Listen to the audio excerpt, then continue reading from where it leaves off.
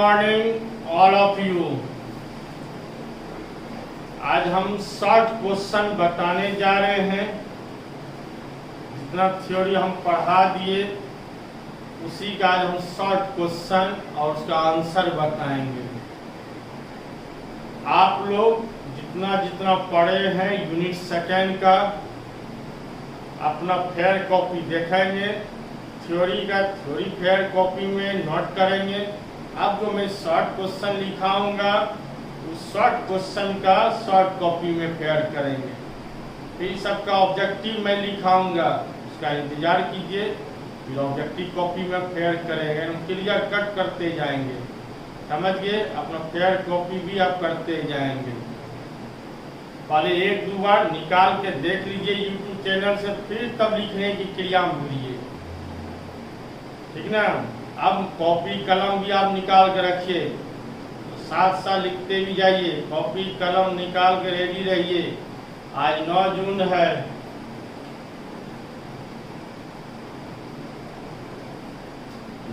है। अब मैं हेडिंग लिखने जा रहा हूँ, आप भी अलर्ट होकर लिखने की क्रिया शुरू करें।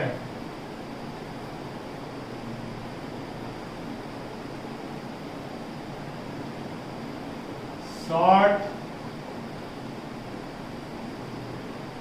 Question and answer. Short question and answer.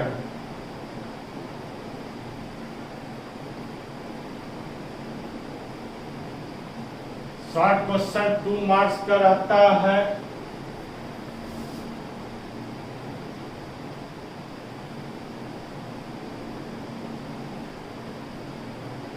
Marks का रहता है। पार्ट 1 जाएगा, फर्स्ट पार्ट फर्स्ट। अपना नंबरिंग बढ़ाते जाएंगे।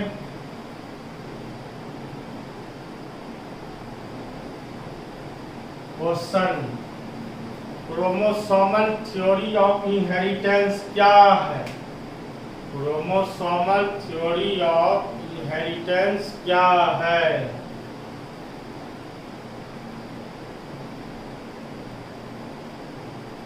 व्हाट इज क्रोमोसोमल, लिखते जाए, what is chromosomal theory of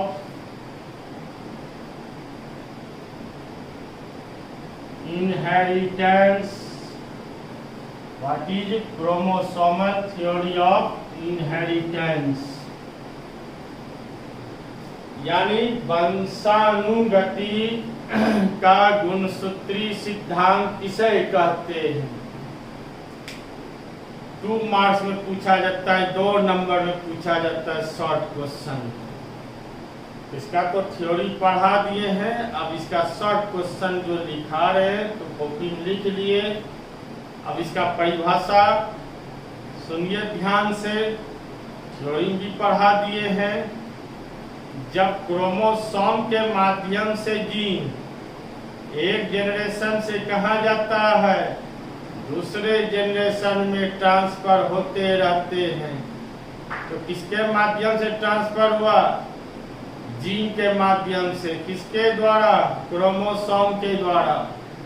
जब क्रोमोसोम के माध्यम से जीन एक जनरेशन से दूसरे जनरेशन में जाते हैं तो उसी क्रिया को क्रोमोसोमल थ्योरी ऑफ इनहेरिटेंस कहते हैं।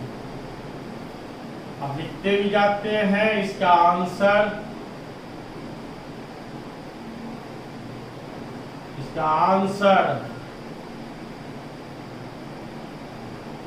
जब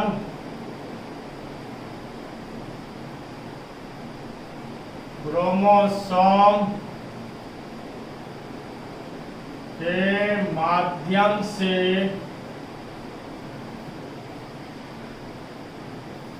जीन एक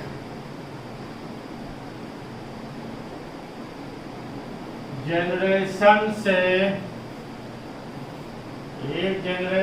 से दूसरे जनरेशन में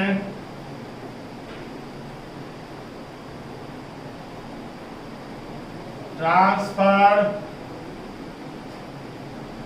होते रहते हैं, कॉमा, तो उसे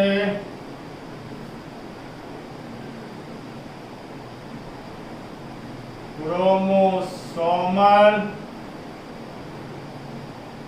थ्योरी ऑफ इनहेरिटेंस कहते हैं। समझ गए? उन्हें एक बार समझाते हैं, ध्यान से सुने। थ्योरी तो मैं सब रटवा ही दिया हूं, फिर भी मैं एक बार सुना देता हूं।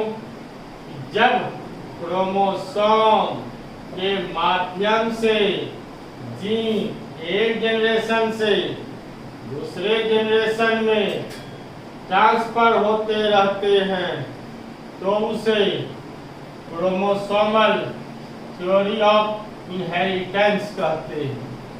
तो उसे क्रोमोसोमल थ्योरी ऑफ इनहेरिटेंस कहते हैं। समझिए बात को, ध्यान से पढ़े लिखिए।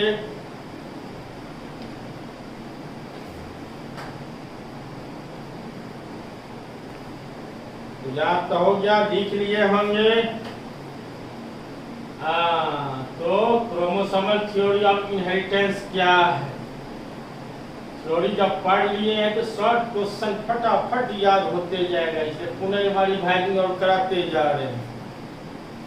अब नेक्स्ट क्वेश्चन, अब जीन का यहाँ ट्रांसफर कैसे होता है? तो मेल और फीमेल के द्वारा। सारा बात समझिए। नेक्स्ट क्वेश्चन में यह भी पूछा जाता है, what is multiple allelism? What is multiple allelism? मतलब तो समझ लीजिए, बहुयुग्म विकल्पी। बहुयुग्म विकल्पी लिखते जाइए, ध्यान से बोलते जा रहा हूँ। बाद में यूट्यूब चैनल निकाल के देखते जाएंगे, सब मिलते जाएगा। मल्टीपल एलेलिज्म, बहुयुग्म विकल्पी किसे कहते हैं? लिख लिए होंगे। अब इसका आंसर और आपको तो मालूम है, थ्योरी बताए हैं। एलेलिज्म का दूसरा नाम जीन। एलेलिज्म को किसके द्वारा सूचित किया जाता है? जीन के द्वारा। और मल्टीपल का मतलब बहुयुग्म यानी अनेक। और आपको मालूम है कि जीन कहाँ पाया जाता है? क्रोमोसोम में। तो क्रोमोसोम में एक जीन पाया जाता है कि अनेक जीन पाया जाता है? तो अनेक जीन पाया जाता है। तो परिभाषा आप बोल दीजिए कि जब क्रोमोसोम में अनेकों जीन पाए जाते हैं तो उसी क्रिया को मल्टीपल एलेलिज्म कहते हैं। उसी क्रिया को क्या कहा गया? Multiple allelism. आंसर लिखें, आप भी लिखते जाए मेरे साथ साथ, तब दिमाग रन रन काम करेगा। बॉडी में लेजीपन नहीं होगा, बॉडी हमेशा फुर्ती बना रहेगा और सॉलिड पढ़ाई के ऊपर ध्यान जाएगा, और नहीं तो दिमाग इधर उधर भागते जाएगा। इसलिए आप ध्यान से लिखते जाए। हम भी मेहनत कर रहे हैं और आप भी मेहनत करें। सिर्फ बोलते ही शॉर्ट क्वेश्चन ने लिखा है। थ्योरी जब टोटल पढ़ा दिए, अब इसका शॉर्ट लिखा है। अब शॉर्ट लिखा है, फिर कहेंगे ऑब्जेक्टिव कब पढ़ाइएगा? ऑब्जेक्टिव भी बताएंगे। सब सिस्टम बाय सिस्टम पढ़ेंगे। आप गौर से पढ़ते जाएं, ध्यान से मेहनत करते जाएं, और हमारी कॉन्फिडेंस को बढ़ाना है।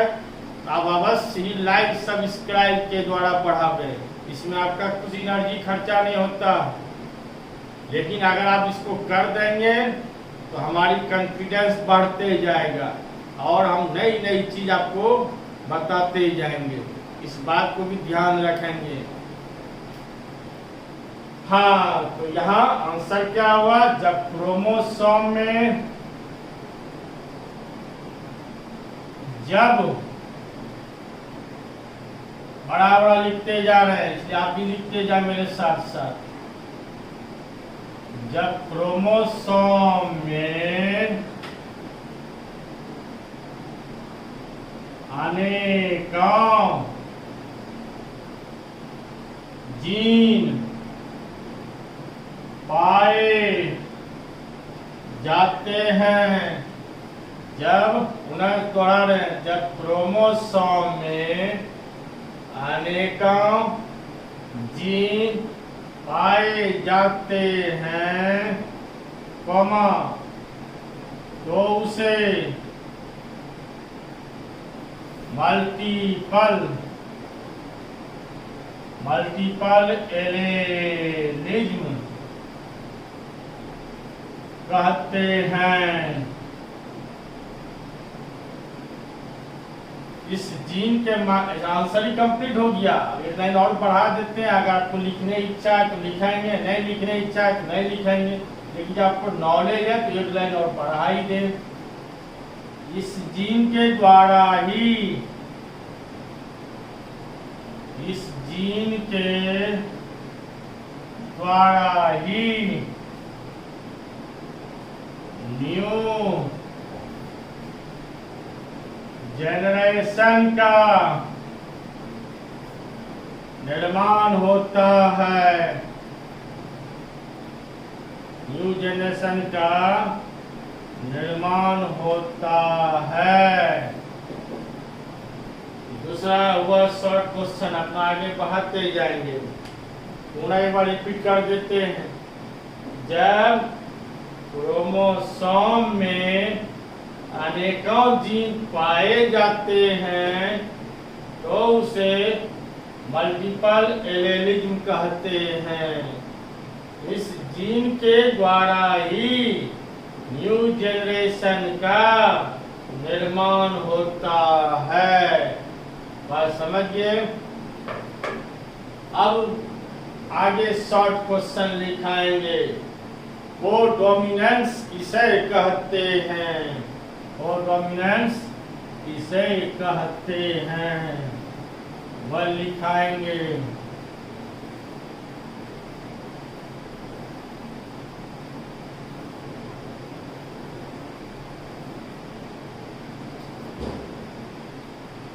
नेक्स्ट क्वेश्चन को डोमिनेंस किसे कहते हैं?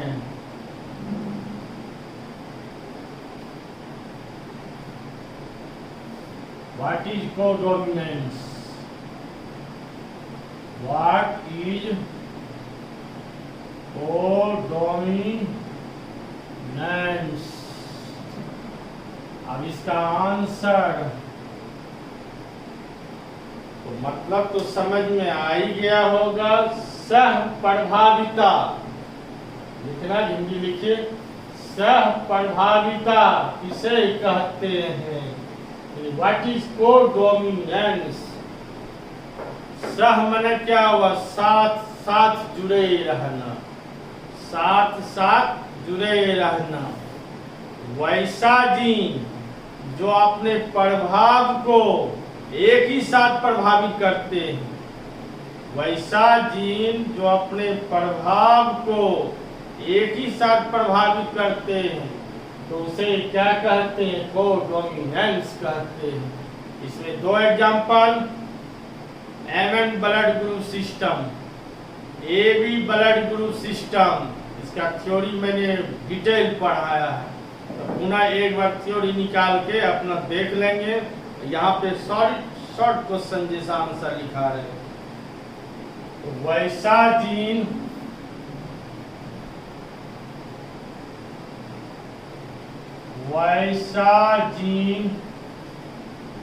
जो अपने जो अपने प्रभाव को एक ही साथ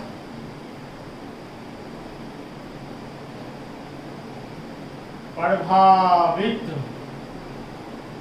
करते हैं, वैसा जीन जो अपने प्रभाव को एक ही साथ प्रभावित करते हैं, कॉमा, तो उसे को डोमिनेंस कहते हैं। बच्चे की तरह लिखाते जा रहे हैं, इसमें तो आपको नहीं छूटना चाहिए।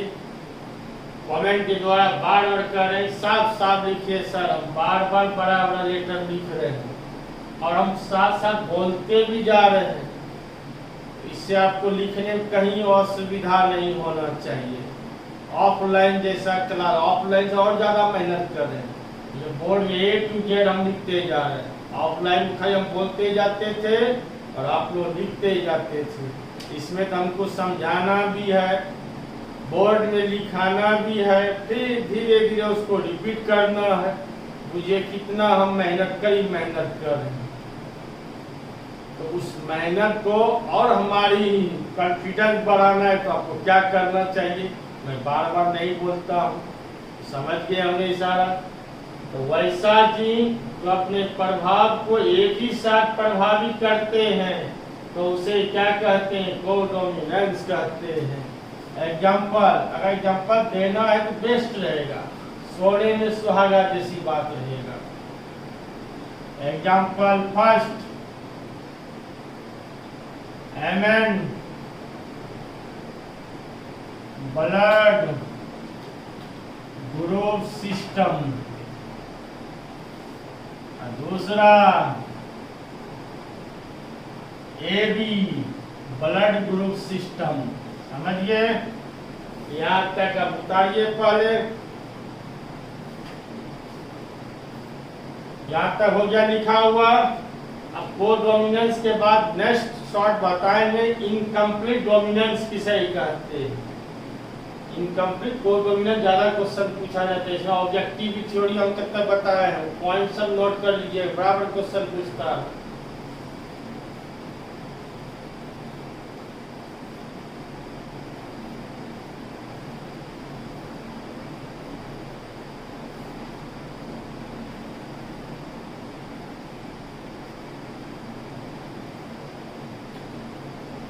इनकम्प्लीट डोमिनेंस किसे कहते हैं,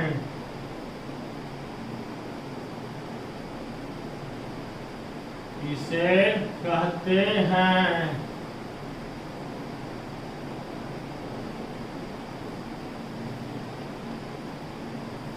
जब दो स्ट्रॉन्ग जीन के रहते हुए भी कोई भी जीन एक दूसरे को प्रभावित नहीं कर पाते हैं, उसी क्रिया को इनकम्प्लीट डोमिनेंस कहते हैं। लिखते भी जाए, क्वेश्चन लिख लिए, इनकम्प्लीट डोमिनेंस किसे कहते हैं। आंसर लिखिए, जब दो स्ट्रॉन्ग जीन के रहते हुए भी, जब दो स्ट्रॉन्ग जीन के रहते हुए भी कोई भी जीन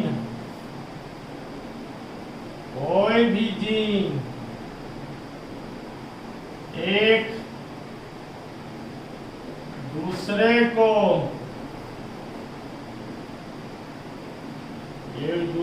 को प्रभावित नहीं कर पाते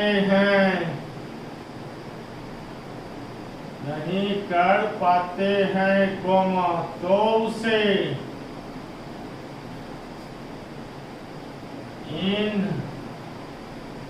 इनकम्प्लीट डोमिनेंस कहते हैं। समझिए बात को, पुनः एक बार रिपीट कर देते हैं। जब दो स्ट्रॉन्ग जीन के रहते हुए भी कोई भी जीन एक दूसरे को प्रभावित नहीं कर पाते हैं, तो उसे इनकम्प्लीट डोमिनेंस कहते हैं। अब इसका नेक्स्ट शॉर्ट क्वेश्चन पार्ट 2 में पढ़ाएंगे। पार्ट फर्स्ट है, अब पार्ट 2 में नेक्स्ट क्वेश्चन पढ़ाएंगे। इतना तक पहले उतारें और अपना सारा चीज ध्यान से फेयर कॉपी में, शॉर्ट कॉपी में फेयर कॉपी नोट करेंगे। फिर पार्ट 2 नेक्स्ट टॉपिक हम बढ़ाते जाएंगे और कॉन्फिडेंस बढ़ाने के लिए लाइक सब्सक्राइब जरूर करें। Thank you.